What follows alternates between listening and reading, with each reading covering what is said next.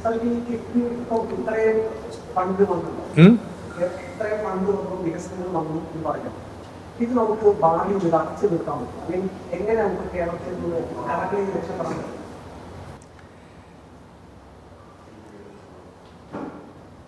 ആദ്യം ഉത്തരം പറയേണ്ട കാര്യം, കിഫ്ബി വഴി ചെയ്യുന്ന ഈ നിർമ്മാണ പ്രവൃത്തികൾ കേരളത്തിൽ അത്യന്താപേക്ഷിതമാണ്. നമ്മുടെ റോഡുകളൊക്കെ നന്നാവണം, നമ്മുടെ പാലങ്ങളൊക്കെ പുതുക്കി പണിയണം, നമുക്ക് തുരങ്കപ്പാത വയനാട്ടിലേക്ക് വേണോ, നമ്മുടെ സ്കൂളിൻ്റെ കെട്ടിടങ്ങളൊക്കെ നന്നാവണ്ടേ, മെഡിക്കൽ കോളേജിൽ പുതിയ ബ്ലോക്കുകൾ വേണ്ടേ. കേരളത്തിലെ ജനങ്ങൾ പറയുന്നത് ഇവയൊക്കെ വേണം എന്നുള്ളതാണ്. അപ്പോൾ 2 ഓപ്ഷനാണ് കേരളത്തിൻ്റെ മുന്നിലുള്ളത്. നമ്മുടെ ബഡ്ജറ്റിൽ നിന്ന് കുറേശ്ശെ പണം നീക്കി വെച്ച് ഒരു 25-30 വർഷം കൊണ്ട് ഇതൊക്കെ പണിയാം. അതല്ലെങ്കിൽ ഇപ്പോൾ കടം വാങ്ങി ഇതെല്ലാം പണിയാം, എന്നിട്ട് 25 വർഷം കൊണ്ട് തിരിച്ചടക്കാം. രണ്ടാമത്തെ മാർഗമാണെങ്കിൽ നിങ്ങളുടെ എൻ്റെയും ജീവിതകാലത്ത് ഇതൊക്കെ യാഥാർത്ഥ്യമാവും. കേരളത്തിന് ഇന്ന് തന്നെ ഈ വികസന നേട്ടങ്ങൾ ഉണ്ടാവും. അപ്പോഴും ചോദ്യം വരുന്നുണ്ട്,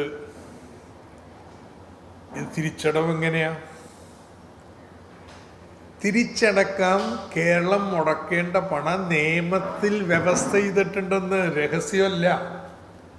മോട്ടോർ വാഹന നികുതിയുടെ പകുതി കൊടുക്കണം എല്ലാ വർഷവും കിഫ്ബിക്ക്. ആ പണം കൊണ്ട് തിരിച്ചടക്കാവുന്നതേ കിഫ്ബി വാങ്ങുള്ളൂ. അതല്ലാതെ ദശലക്ഷക്കണക്കിന് കോടി വായ്പ എടുത്തിട്ടൊന്നും നിർവഹിക്കാൻ പോകുന്നില്ല.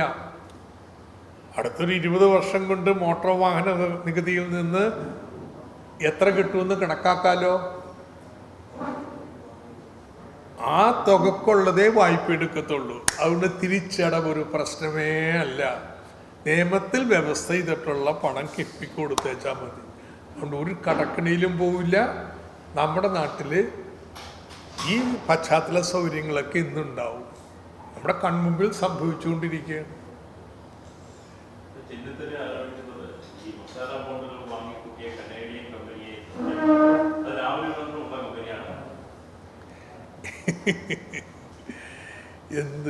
എന്തൊരു ഭാവനയാണ് രമേശ് ചെന്നിത്തലക്കൊക്കെ. അവിടെ കനേഡിയൻ പെൻഷൻ ഫണ്ട്, ആ പെൻഷൻ ഫണ്ട് അവർക്ക് ഫണ്ടുണ്ടല്ലോ, പെൻഷൻ തുകകൾ കൂട്ടിയുള്ള ഫണ്ട്. അതിൽ നിന്നുള്ള വരുമാനം കൊണ്ട് വേണം പെൻഷൻകാർക്ക് പൈസ കൊടുക്കാൻ. അപ്പോൾ ഇത് പല മേഖലകളിൽ നിക്ഷേപിക്കും. പലിശക്കാവാം, ലാഭത്തിനാവാം, ഇല്ല. അങ്ങനെ ഈ പെൻഷൻ ഫണ്ട് ലാവലിൻ്റെയും ഷെയർ വാങ്ങിയിട്ടുണ്ടെന്നുള്ളതാണ്. നമ്മുടെ ബോണ്ടുകളിൽ നിക്ഷേപിക്കുന്ന പോലെ ഷെയറുകളിൽ നിക്ഷേപിക്കും. അങ്ങനെയാണ് ഒരു ബിസിനസ് മോഡല്. അത് വെച്ചിട്ടാണ് ലാവലിനുമായിട്ടുള്ള ഏർപ്പാടാണെന്നും പറഞ്ഞിറങ്ങിയിരിക്കുന്നത്. ഇങ്ങനെയാണ് ഇവരെ പോലുള്ള പന്നതരായിട്ടുള്ള രാഷ്ട്രീയ നേതാക്കന്മാർ ഇത്തരത്തിലുള്ള എന്താ പറയേണ്ടതിനൊക്കെ പ്രസ്താവനകൾ നടത്തുന്നത്.